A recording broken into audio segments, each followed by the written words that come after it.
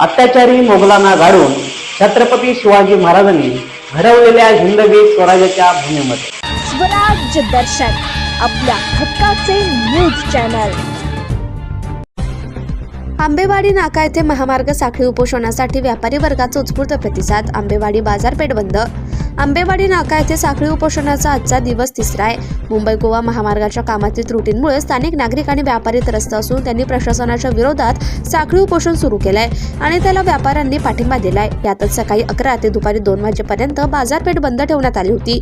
या विविध संघटनांनी सुद्धा सामील झाल्या होत्या। स्वराज दर्शन, रोहा रायगड प्रतिनिधी अजय परदेशी।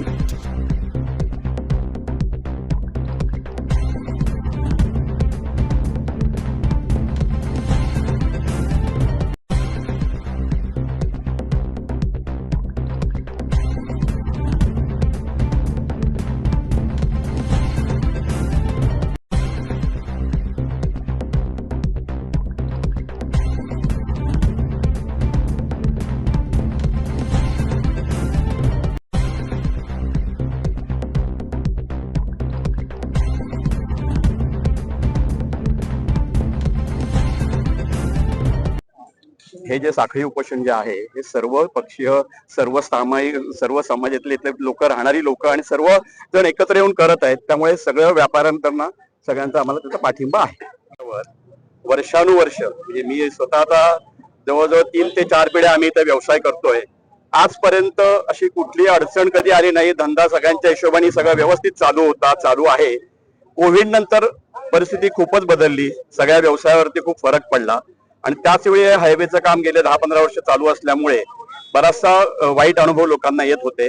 पण जेव्हा काम चालू झालं तेव्हा सगळ्यांना आम्हाला असं वाटत होतं की अंडरपास जे 2 बॉक्स, इकडे 1-2 बोगदे, तिकडे 2 बॉक्स राहतील की जेणेकरून पलीकडच्या येणाऱ्या लोकांना सोयीस्कर पडेल, व्यवसाय व्यवस्थित सगळे सुरळीत राहतील। पण आता 1 किलोमीटरच्या ह्याच्यामध्ये फक्त एकच अंडरपास असल्यामुळे येणारं गिरायकही विचार करतात, सगळीच लोक काही गाड्या हे घेऊन येऊ शकत नाहीत। त्यामुळे 50% व्यापार हा इथला पूर्ण बंद झालेला आहे। आणखी 2-5 वर्षानंतर माहित नाही परिस्थिती कशी असेल ती। त्यांनी त्याचा पूर्ण विचार करून त्या दवाखान्याजवळ किंवा आणखी वरसगाव आणि आंबेवाडीची जी हद्द आहे तिथे, तसंच इकडे प्रभाकरवाडीच्या समोरात स्मशानभूमी आहे, संजय गांधी नगर आहे, पुढे लोक आहेत, त्या दोन्ही बाजूला 2-2 बॉक्स व्हावे ही आमची इच्छा आहे आणि व्हायला पाहिजेच आहे नक्की। स्वराज्य दर्शन आपल्या हक्काचे न्यूज चॅनल।